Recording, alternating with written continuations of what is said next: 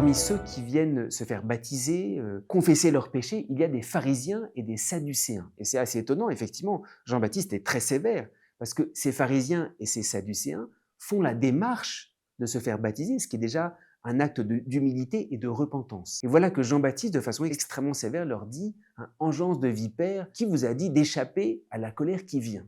Alors, en réalité, à la fois c'est une sévérité, mais ça dit quelque chose de très très fort. C'est que Jean-Baptiste, c'est le grand prophète qui nous fait être vrais jusqu'au bout devant Dieu. Et ces pharisiens et ces sadducéens, sans doute, ils faisaient une première démarche. Alors, si on avait été à la place de Jean-Baptiste, on aurait dit non, mais il faut quand même les accueillir parce qu'ils font une certaine démarche. Jean-Baptiste va tout de suite jusqu'au bout. Peut-être vous venez vous faire baptiser, mais vous n'êtes pas encore vrai jusqu'au bout. Autrement dit, Jean-Baptiste vient débusquer en eux encore une certaine façade, une certaine hypocrisie.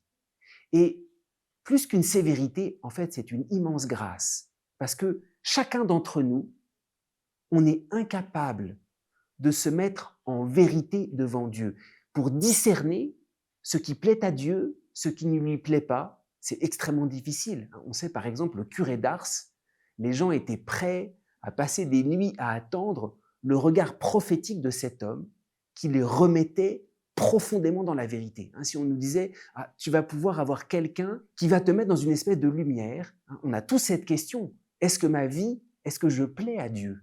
Et on est très mauvais juge.